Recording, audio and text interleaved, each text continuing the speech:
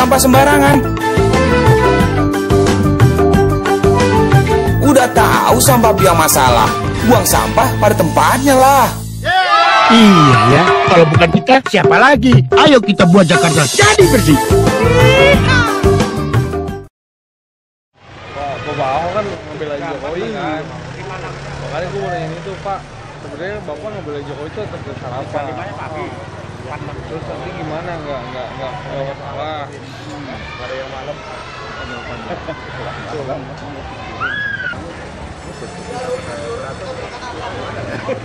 Banyak teratur sih. Bingung juga. Jalan ini. Coba salah ya. Satu disangka si Ahok. Terus kaliannya.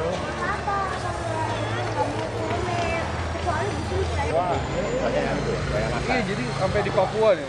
Teman-teman saya liputin Papua. Terus Puncak Jaya itu sebenarnya jarang orang tahu tentang apa-apa kan.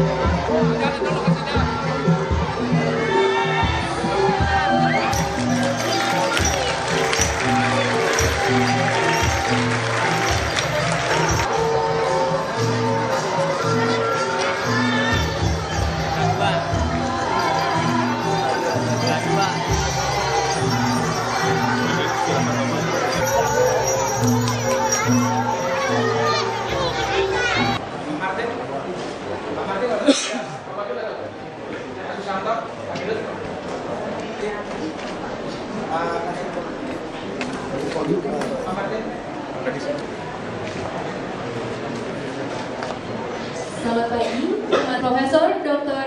M.M. Lani Panjaitan, selaku Rektor Unika Atma Jaya, Mr.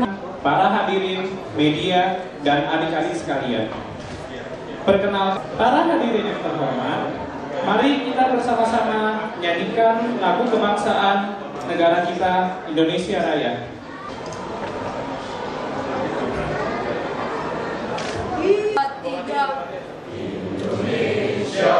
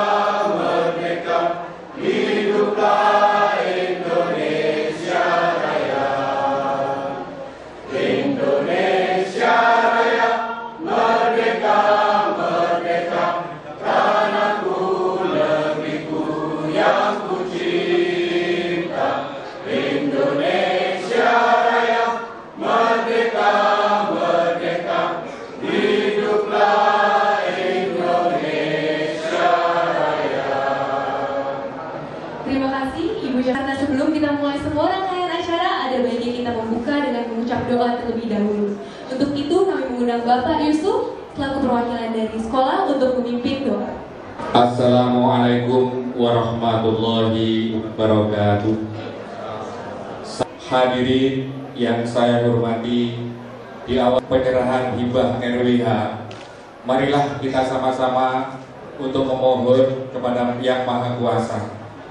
Dosa kedua orang tua kami, dosa guru-guru kami, dosa para pemimpin-pemimpin kami, ya Allah. Ya Allah, Engkaulah yang Maha Pemberi. Berilah kami sinar petunjuk-Mu, ya Allah.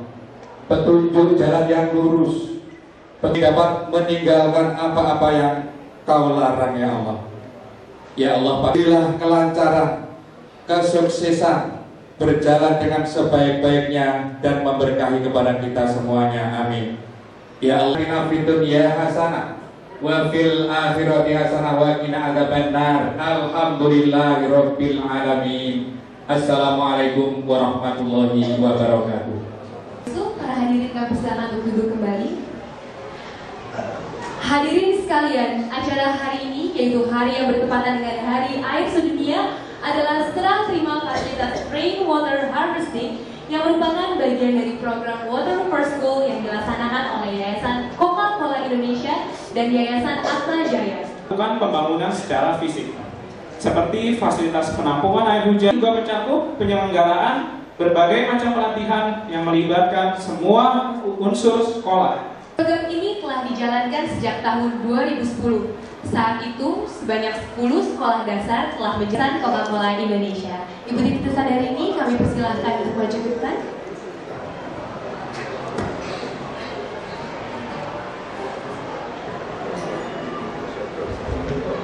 Semuanya semangat. Tadi kita sudah mulai dengan video yang sangat menyemangati. Jadi saya akan mulai dengan greetings ya. Semangat pagi. Selamat pagi Pak Ahok, kembali kita bertemu, senang sekali Pak Ahok ini saya fansnya Pak Ahok benar, jadi saya senang sekali bisa ketemu Pak Ahok lagi. Sebelum saya mulai, saya yang terhormat terima kasih kepada bapak-bapak dan ibu sudah meluangkan hari Sabtunya, hari libur di acara ini. Tapi kayaknya sama sekali tidak menyesal karena senang sekali, ternyata meriah sekali. Terima kasih Pak Ahok, juga seluruh tim dari Atma Jaya, Ibu Rekade dan kepala sekolah yang terlibat. Yang istimewa nih Pak Ahok karena hari ini adalah Hari Air Sedunia, jadi kita pilih khusus hari ini supaya kita sekaligus ingat betapa penting. Memang di program ini kita fokus dilakukan untuk mendukung sekolah-sekolah di lokasi-lokasi yang kita lihat punya masalah dengan air bersih, baik dari segi kualitas maupun dari segi kuantitas. Jadi kalau tadi mungkin diperhatikan di presentasinya, daerah-daerahnya rata-rata di daerah-daerah pesisir, di daerah-daerah utara, karena kita melihat bahwa daerahnya dekat laut, tapi yang laut kan katanya banyak air, tapi justru untuk mencari air bersih di sini sulit, sehingga masyarakat dan sekolah juga kadang-kadang harus membeli air ya, itu ekonomi. Jadi kita pikir kalau kita bisa, kebetulan Atma Jaya punya teknologi yang baik dan kita juga Coca-Cola punya pengalaman banyak dengan sistem rainwater harvesting ini sebetulnya sederhana. Jadi sistem penampungan dan penyimpanan air hujan. Indonesia kan banyak air hujan. Sayang kalau air hujan ini disia-siakan, daripada jadi banjir Pak, mendingan jadi sumber air gitu. Kepada Bapak Basuki Cahayapurnama kami persilahkan.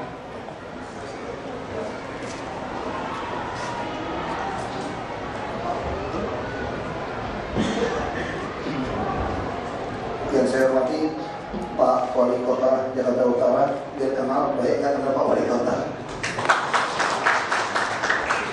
Terlalu muda tadi.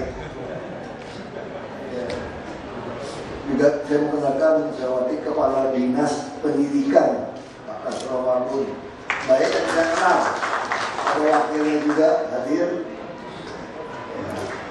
Dan forum pimpinan daerah dari kepolisian dan Polanya. Saya hormati juga Kepala BPKD dan jajarannya juga Kepala Biro Wenda. Yang saya hormati Presiden Direktur dari Coca-Cola bersama tim.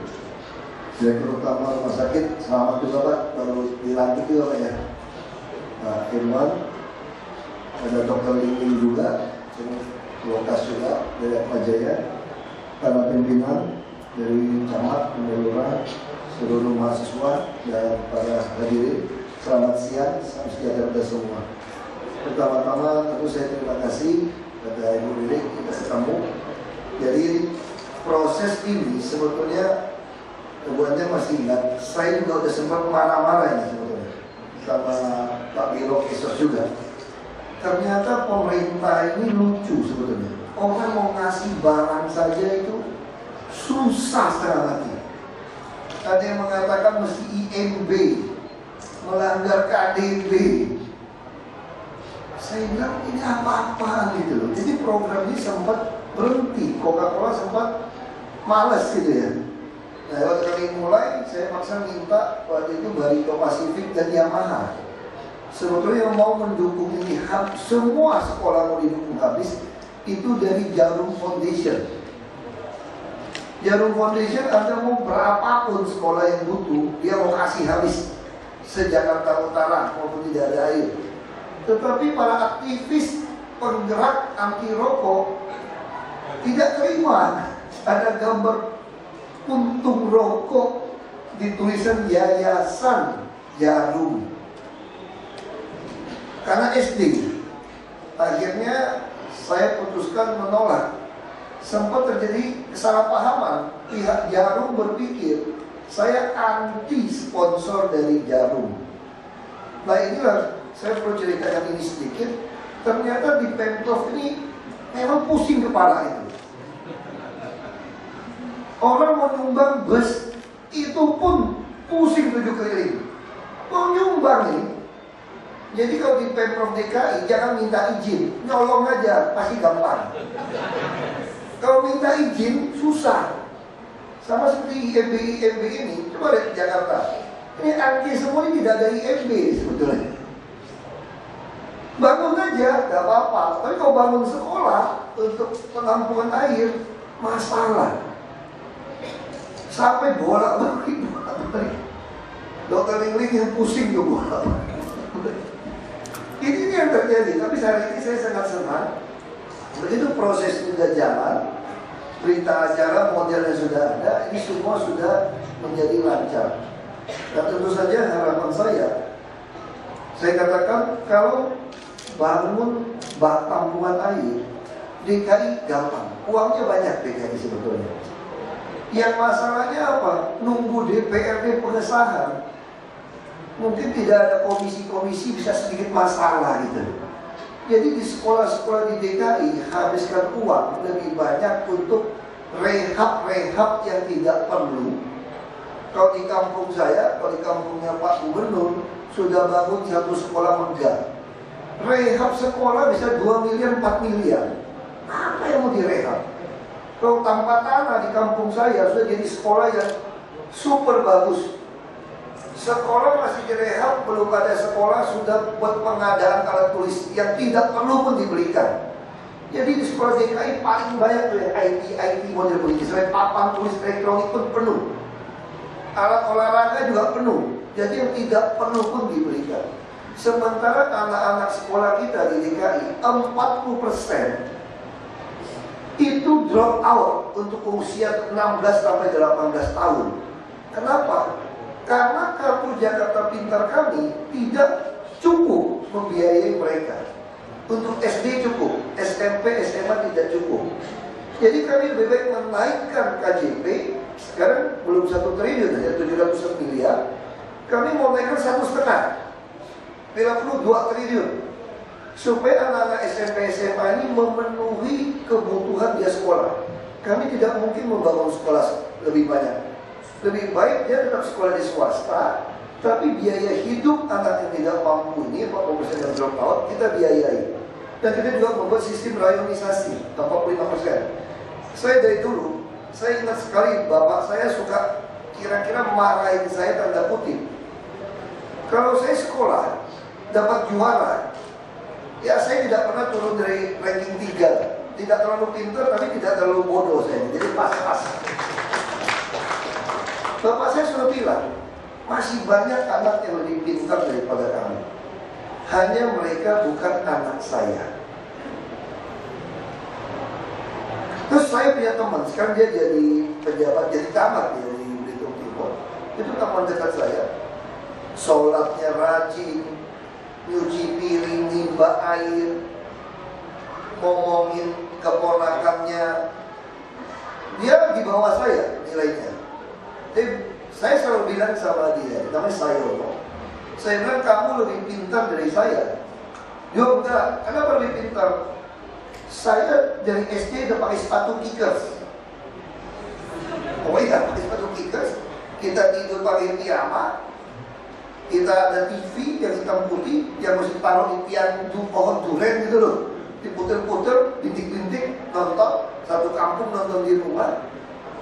Tiap pagi susu, telur, keju, roti, lengkap. Teman saya ini belum tentu sarapannya sama. Tentu saya punya protein, saya punya gizi, pertumbuhan otak saya pasti lebih baik.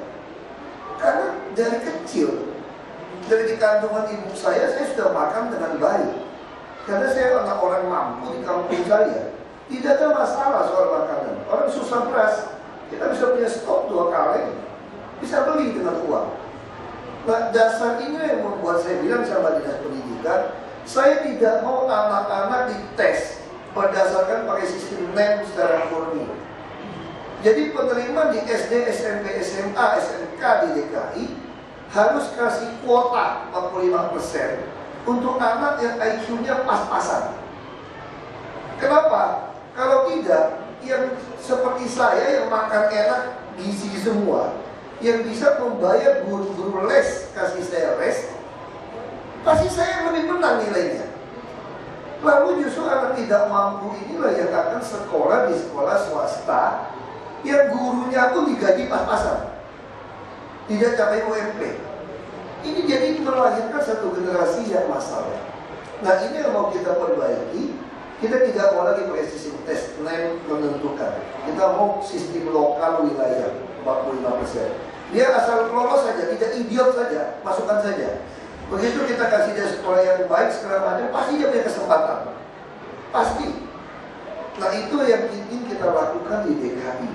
Persoalan air, kenapa kami tidak bantu? Seharusnya itu tidak perlu sendiri harusnya.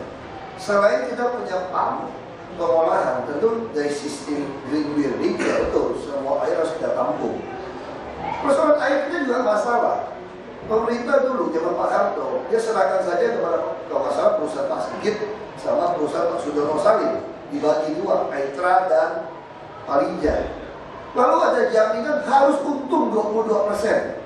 Kita deposito di bank saja, netnya kira-kira 5-6%. Terus kalau tidak untung 22%, bagaimana? Kami hutang, namanya shortfall. Jadi kalau dia tahun ini tidak capai 22, baru capai 10%, berarti 12% harus kita yang nombongin. Kalau begitu, kontrak ini akan berakhir tahun 2022. Kami kira-kira akan bayar dia hampir 7 triliun. Satu perusahaan. Ini kontrak model apa? Lalu kalau PAM mengambil alih balik, denda 4 triliun. Kalau dia yang putuskan, denda juga 1,5 triliun. Hampir 2 triliun. Ini bisnis apa? Seperti ini. Lalu saya tawarkan, cuma ada 2 opsi sekarang. Opsi pertama, kita nasionalisasi ambil saja. Saya minta buat presiden, tidak bisa. Tendang ya, Prancis kirim aja tentara ke sini, kita perang, saya bilang. Perang aja, kita ambil paksa. Lalu dia sita aset kita, dia akan bawa ke arbitrase, sita aset kita di Prancis. Kita sita juga asetnya di sini, sama kan? Terus dia buat sanksi ekonomi, blokade Indonesia. Orang Indonesia mah disanksi mah makan aja ikan banyak, nasi banyak, sanksi aja. Pusinglah amat. Paling tidak pakai merek-merek yang terkenal, kita juga nggak punya merek-merek terkenal, pusing banget gitu. Tapi tidak bisa secara negara. Lalu kita tempuh cara apa? Kalau itu kebetulan pas dia mau jual ke Manila Water. Kalau dia mau jual, kesempatan kita rubah aturan. Saya bilang, kalau Bapak jual ke Manila Water, kenapa tidak jual kepada perusahaan kami saja? Oh tidak bisa, kalau perusahaan Bapak tetap denda, itu kurang ajar ya. Kalau gitu, saya pakai perusahaan yang TBK, boleh kan? Minta pemohonan jaya ikut, kami biasa 30%. Antara boleh nggak boleh, dia mulai melayang ini. Kalau nggak boleh, saya rampok ini. Dia takut juga loh, dia kira saya bisa nasionalisasi. Saya serius, saya rampok aja, saya tendang kalian keluar. Ini negara kami, kok apa urusan kamu? Akhirnya dia pikir-pikir, daripada ditendang keluar paksa, wagubnya gendeng, dia pikir. Ya sudah, kita jual katanya. Jual kita hitung-hitung. Tidak sampai 1 triliun harganya. Ya kita mau beli, LSM nuntut sekarang. Nuntut, mau diambil paksa. Itu prosesnya bisa 3 tahun, 5 tahun baru selesai. Kami juga takut, nanti dibilang korupsi lagi. Nah ini persoalan kita. Dia daripada pusing-pusing, ya sudahlah. Model Coca-Cola ini lebih baik, cuma SK gak ada air. Menurut saya pusing kita. Nah kami juga akan mengatasi banjir ini. Kami harapkan dalam 2 tahun seluruh wilayah Kampung Kamal, Angke semua tidak banjir. Tapi akibatnya juga ada, rumah-rumah liar akan tambah banyak. Jadi Pak Gubernur sudah tegaskan, untuk rumah-rumah di tanah negara yang boleh dibangun dan sudah ditinggali puluhan tahun, kami akan membangun rumah deret seperti di Petogokan. Bukan hanya membangun rumah deret yang sehat, kami juga kasih PAM, kasih sumber air, kami juga memberikan IMB dan sertifikat hak milik. Kita kasihkan. Tetapi buat orang-orang yang tinggal di daerah jalur hijau, kami paksa Anda keluar, pindah ke rumah susun. Nah kami juga akan bangun 2 blok rumah susun di Angke ini, yang depannya pun ada kanal. Jadi bukan cuma tinggal di Pantai Mutiara, ada kanal perahu. Jadi nelayan di sini tinggal di rumah susun, perahunya taruh di kanal depan rumah susunnya. Itu kok kita bangun. Bisa kita desain. Iya, jangan cuma orang kaya dong dia punya perahu di depan rumah. Nah, cuma bedanya kalau di Pantai Mutiara 1 rumah 1 dermaga. Kalau ini 1 blok 1 dermaga. Ya wajar kan. Nah itu yang kami lakukan. Memang kesalahpahaman yang terjadi. Kami melakukan normalisasi sungai dengan seed pile. Semua tinggal di bantaran sungai, di dalam sungai, tetap kami usir. Tidak ada toleransi. Anda mau berkeras, kami lebih keras. Orang bilang saya keras, saya bilang Pak Gubernur lebih keras deh bahasanya. Hanya orang Jawa Solo itu kerasnya itu diem gitu kan. Kalau saya teriak gitu kan. Kalau beliau tidak perlu gitu. Jadi istilahnya kalau mau potong kepala orang gak usah ngomong, potong aja gitu. Nah jadi lebih keras. Tapi kami sangat manusiawi. Kami mengerti ini harus kita butuhkan, kita pindahkan tempat yang lebih baik. Ya tentu saja sekali lagi kita harapkan masyarakat di sini, saya harap tidak sampai 2 tahun sudah tidak ada banjir lagi untuk daerah Angke, Kampung Kamal, karena kami akan membuat di Angke ini, di pesisir utara kami akan menambah 460 kubik per detik pompa. Dan kami akan membuat long storage kali Angke ini sepanjang 200 meter, kedalaman 7 meter. Waduk Pluit juga kita ekspansi. Kita juga akan membangun rumah susun lagi. Jadi yang pikir-pikir tetap kami usir, tidak ada toleransi. Tetapi untuk di kampung-kampung yang memang tidak punya surat, tapi ini adalah tanah negara yang biasanya dibebaskan untuk mall atau untuk apartemen, seperti di Petogokan itu di balik jalan Melawai itu. Ini Kebayoran Baru ini. Dulu kisahnya adalah pegawai-pegawai yang bekerja di Kebayoran Baru. Lalu mereka ngumpet di belakang bangun kampung. Lalu kampung ini sampai tidak ada sinar matahari. Yang model seperti itu kami akan bangunkan, sangat bagus modelnya, kayak townhouse. 2 lantai, 36 meter persegi,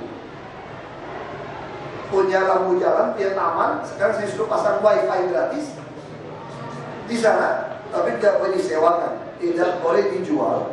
Kalau Anda sewakan dan jual pada orang lain, saya akan pidanakan Anda. Saya sudah bicara sama jaksa, saya lagi cari celah hukum. Yang menjual rumah susun, yang menyewa rumah susun itu adalah tindakan korupsi, bukan soal perdata sewa menyewa.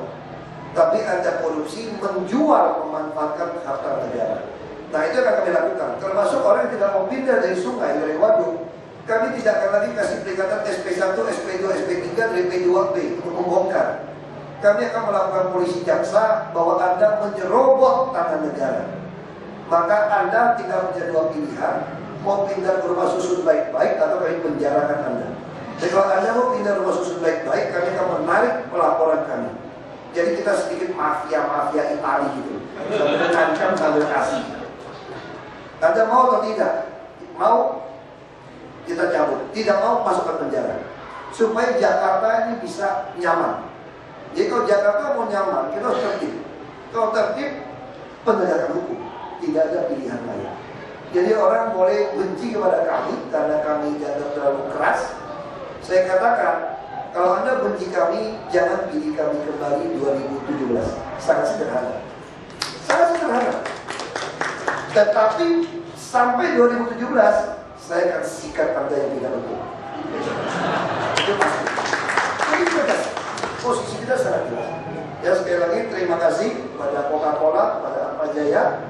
Kalau tidak ada mahasiswa-mahasiswa, kalau tidak ada training dokter, tidak ada training cara hidup sehat, percuma. Tadi saya suka ada kata, ini bukan menyindir yang gemuk ya, saya juga lebih suka yang gemuk sebetulnya. Katanya gemuk itu ada potensi kurang sehatnya lebih tinggi. Nah, kalau di Singapura, di sekolah-sekolah internasional, anak-anak gemuk itu disuruh lari. Nah, saya kira ini penting, karena konsep persepsi bangsa kita sampai hari ini, kalau saya lihat anak saya kurus, saya marah sama istri saya. Anak kita kurus banget gitu. Istri saya bilang, kamu mau segendut apa ada yang gendut ini? Saya merasa anak saya kurang gendut gitu loh. Kalau orang gendut kan kayaknya sehat gitu ya, bulat-bulat gitu ya. Karena kita nih masih otaknya otak orang susah, orang kampung gitu kan. Padahal yang bagus itu kan mesti yang ideal. Nah, inilah yang ingin kita galakkan. Termasuk juga, saya sudah bilang juga, BPKD mesti ingatkan, wartawan-wartawan yang nongkrong di kantor, kami punya fitness center satu lantai di Jakarta. Saya pun tidak pakai, karena saya olahraga di rumah jam 5. Saya tidak bisa olahraga malam, udah sampai malam udah capek. Nah, fitness center siang kan kosong. Wartawan kadang-kadang habis dapat berita kan dia nunggu. Kenapa dia tidak tulis berita sambil olahraga di lantai 23? Jadi bermanfaat. Kenapa? Wartawan sakit kita juga keluar PKJS kalau dia nggak mampu. Lebih baik dia sehat kan kawan-kawan wartawan kan. Jadi bisa ya potongan bagusnya kita bunyi dikit nggak apa-apa lah. Tapi ini mau kita lakukan. Nah, kalau nanti semua sekolah masyarakat bukan hanya membagikan air bersih kepada orang yang tidak dapat, nanti sekolah ini pun jadi pusat olahraganya masyarakat harusnya. Jadi kita tidak perlu bangun gedung. Kalau sekolah dipakai malah seru. Kalau ada sarana olahraga, kenapa tidak buka untuk masyarakat? Yang penting masyarakat ikut menjaga, jangan ada premanisme. Jadi ini asas kerjasama manfaat ini yang saya yakin kita segera bisa mewujudkan Jakarta baru. Kita udah di track yang betul. Dan saya sangat yakin tidak susah ngurus Jakarta sebetulnya, asal kita berani tegakkan peraturan dan kami tidak terima suap. Itu kuncinya. Ketika kami tidak terima suap, tentu kami akan sangat taat kepada konstitusi dan peraturan. Siapapun Anda, kami tidak pernah takut. Kami hanya takut kami melanggar sumpah jabatan kami. Dan dengan dukungan Bapak Ibu masyarakat seperti ini, saya sangat yakin. Seperti banjir ini kita kerjasama dengan para pengembang, kita dipasang seat pile lagi. Saya yakin banjir bukan suatu hal yang susah, termasuk Manggarai. Dulu Manggarai itu menakutkan. Kenapa menakutkan? Ini ternyata kita ini banyak mistik dari zaman Belanda. Sama ketika saya beli rumah, saya dapat rumah yang depannya lebar, dalamnya kecil. Kalau om saya lihat, gak bagus, mesti yang ngantong depan kecil, dalam besar. Saya bilang kalau depan kecil, 2 mobil saya saja sudah penuh. Tamu saya datang gimana? Ini rumah pejabat, mesti depannya besar, supaya taruhnya banyak. Oh itu sial katanya. Itu nanti muntah keluar. Saya bilang mau tangkap ikan, depannya besar, dalam kecil dong, bisa masuk, gak bisa keluar. Ini uang pejabat, masuk doang, gak ada keluar gitu loh. Kemana-mana diladenin orang ya gak keluar dong duitnya, saya bilang. Lalu saya cari, saya ingin tahu, ternyata di Belanda sampai hari ini pajak bumi bangunan hanya dihitung dari lebar depan. Saya yakin peraturan ini pernah berlaku di Indonesia. Jadi kalau Anda beli rumah yang lebarnya kecil di depan, Anda untung. Bayar pajaknya kecil, bukan luas. Kalau lebar, Anda rugi. Nah itu turun-temurun, jadi kalau beli lebar depan rugi. Gara-gara itu saya beli tanahnya 4 juta semeter, pasaran 5 juta setengah waktu itu. Di Pantai Mutiara ini, ya untung 4 juta. Saya kan sial gimana 5 juta setengah dapat 4 juta. Karena tidak ada yang mau beli tanah seperti ini. Ini sama seperti kasus Manggarai. Persis sama. Manggarai dari turun-temurun dari Belanda sampai PU, pintu airnya tidak boleh dibuka, termasuk tangki. Kenapa? Kalau mau buka mesti minta izin presiden, nanti banjir. Saya pikir kenapa tidak boleh dibuka? Udah tinggi kepepet, air katulampa udah datang di rumahnya, baru teriak buka. Ya sama aja satu ember Anda siram. Kenapa tidak dibuka perlahan-lahan? Gak boleh Pak, gak boleh dibuka Pak. Saya ingat kampung saya Laskar Pelangi ada bendungan Kice, masih 11 km ke laut. Kenapa ada bendungan? Karena supaya kapal-kapal truk timah bisa ngapung, makanya dibendung. Jangan-jangan Manggarai nggak boleh buka karena dulu Belanda ngambil tanah, ngambil batu, ngambil kayu dari Depok, Pasar Minggu, Bogor, lewat Sungai Ciliwung. Kalau dibuka nggak ada air, nggak mau lewat itu kapal-kapal perahu. Kenapa Gajah Mada yang nguruk sungainya tangki nggak boleh dibuka? Karena dulu perahu berlayar sampai ke Sunda Kelapa. Ya mesti ditutup dong. Ya kalau sekarang jadi air comberan ya buka aja musim hujan. Ya kan? Di laut juga sama. Pasang paling tinggi 6 jam. Kenapa kita surut? Tidak buka saja pintu banjir, buang saja. Kenapa mesti ngadain pompa? Sekarang kita lihat Manggarai. Tiap hari posisi 600. Saya sudah buka hajat. Saya lapor Pak Presiden, Pak SBY, lagi duduk berdua, lagi ada acara. Pak Presiden, saya mohon maaf Pak, saya buka pintu Manggarai tanpa izin Bapak. Tapi saya jaga Istiqlal tidak naik. Siapa yang kasih tahu? Mesti minta izin saya. Loh, katanya dari zaman dulu begitu. Ini yang ngaco tuh, sampaikan ke media. Tidak ada. Harus izin saya. Masa rakyat banjir mesti minta izin saya tidak banjir, rakyat banjir katanya. Tolong sampaikan Pak Wagub. Saya bilang sama PU, buka pelan-pelan saja. Kalau Istiqlal sudah naik, program tutup. Kalau tidak banjir, presiden juga tidak tahu kita buka pintunya kan. Waktu itu, tapi setelah saya lihat wartawan saya ngomong ditulis lagi. Saya coba-coba lapor Pak Presiden, dapat marah nanti. Dan beliau senang. Jadi sampai hari yang udah rusak. Jadi bayangkan selama ini kita selalu mistiknya seperti itu. Belanda bilang nggak boleh tutup. Aduh, takut sama Belanda setengah mati. Jadi ada 2 hal contoh. Tradisi-tradisi seperti ini harus kita carikan solusi. Termasuk stigma orang-orang kampung Muara, Angke, tidak mungkin kami bebas banjir. Saya bilang kepada teman-teman yang dari Kampung Kamal, jangan jual ruko dan tanah Anda. Sebentar lagi kita bikin tidak banjir. Green Garden juga tidak akan banjir lagi. Dan Mogot, Grogol tidak akan banjir lagi. Kalau Anda jual murah-murah, bodoh Anda. Kalau mau jual sama saya nggak enak, melanggar etika sih. Biar Anda jangan jual. Ya sekali lagi terima kasih untuk kesempatan ini kepada yayasan, kepada Pak Jaya, kepada seluruh mahasiswa, masyarakat yang sudah turut ambil, dan kepala sekolah mana nih? Oh, kepala sekolah. Terima kasih banyak untuk kepala sekolah yang semangat. Biasanya kepala sekolah sangat semangat ini. Kita ada lihat. Terima kasih. Terima kasih Bapak. Kami mohon untuk tidak kembali ke tempat. Hari ini fasilitas rainwater harvesting tersebut akan diserahkan oleh pihak Atma Jaya yang diwakilkan oleh Dr. Irwan L. Susanto, Sarjana Ekonomi, kepada Kepala BPKD Ibu Ena Widayati, yang disaksikan oleh Wakil Gubernur Bapak Basuki Cahayapurnama dan Ketua Yayasan Coca-Cola Indonesia Ibu Titi Sadarini.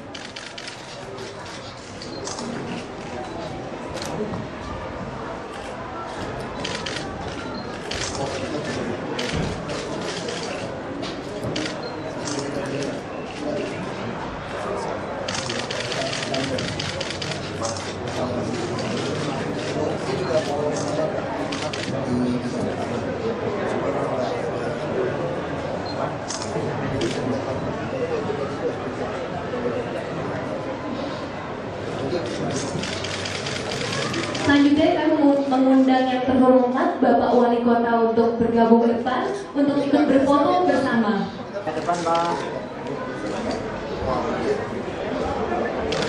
Jadi biar Berapa dikit, Pak Kadis.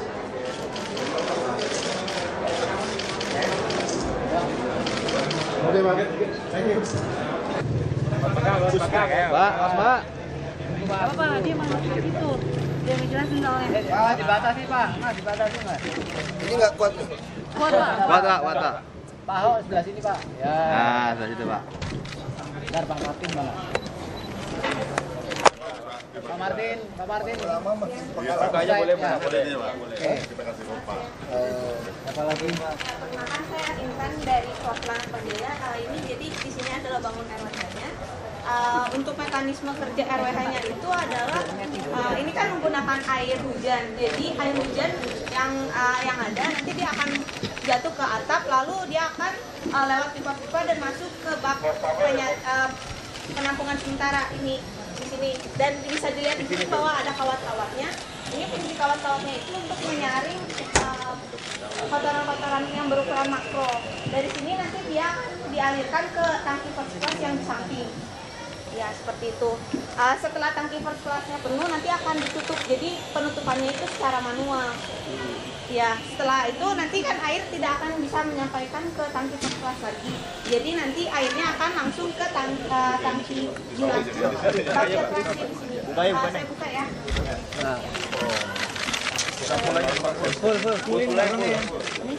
Ya, jadi ini adalah bak filtrasinya.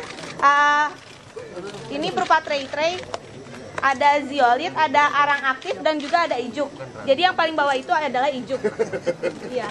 Ini mungkin ada sedikit perubahan dari yang sebelumnya. Kalau yang sebelumnya itu dia tidak menggunakan tray, jadi langsung ditaruh di bawah.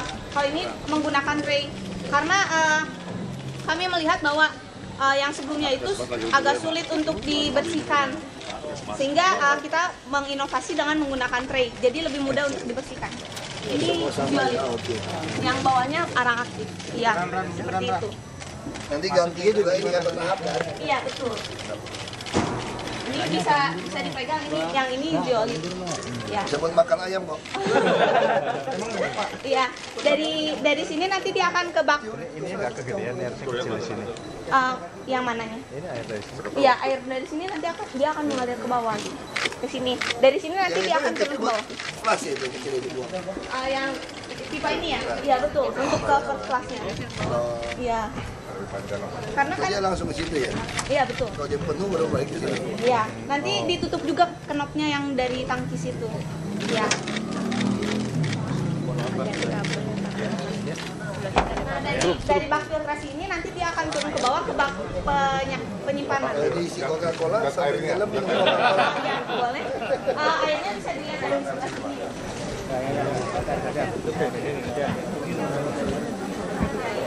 Air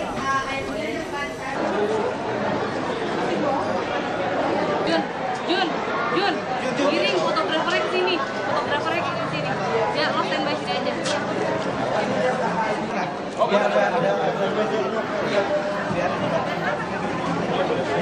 nggak dapet mau maksa lah.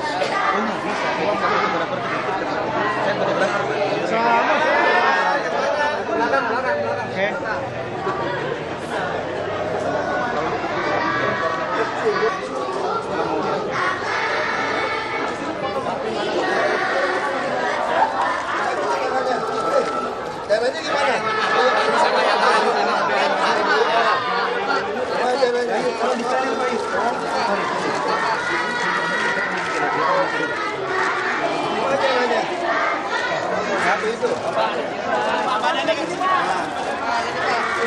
Ayo, itu yang pakai baju itu. Ya,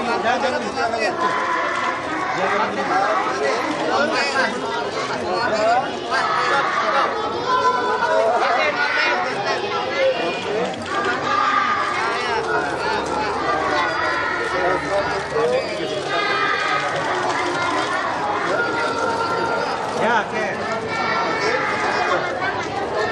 Itu bisa didampingi Pak Martinnya. Dari sini. Dari sini.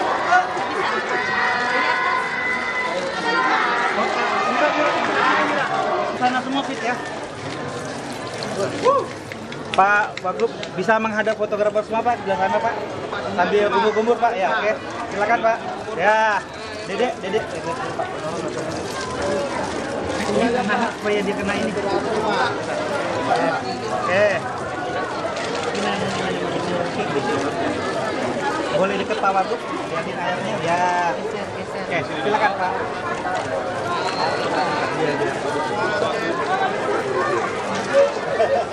Anak Pak Wagub Pak itu. Oh, itu kenapa anaknya? Saya memang orang zaman dulu selalu mau sarung tangan.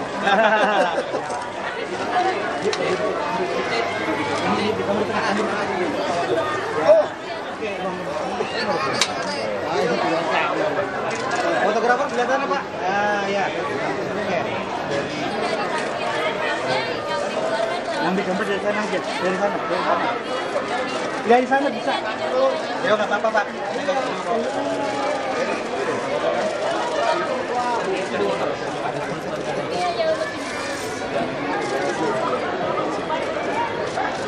Official.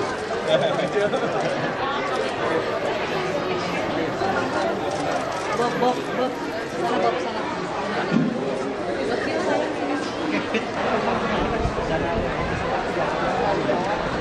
Enggak, kita memang hapus revitalisasi sekolah. Ada yang perlu, tapi kita sudah melihat kalau di rehab terus harus diberikan 4 miliar untuk apa? Kenapa kita tidak gabungkan sekolah-sekolah yang dekat membangun satu super blok sekolah, sehingga seperti swasta ada TK, SD, SMP, SMA, SMK satu gedung, sehingga pemakaian alat olahraga segala macam sistem semua sama. Lalu tempat-tempat sekolah ini untuk apa? Kita membangunkan rumah susun terpadu. Pak Gubernur ingin ada pasar-pasar rakyat, sehingga orang-orang PKL ini bisa menyewa harian. Dan orang-orang kan kalau dipindahkan dari sungai-sungai kan tidak maunya dekat.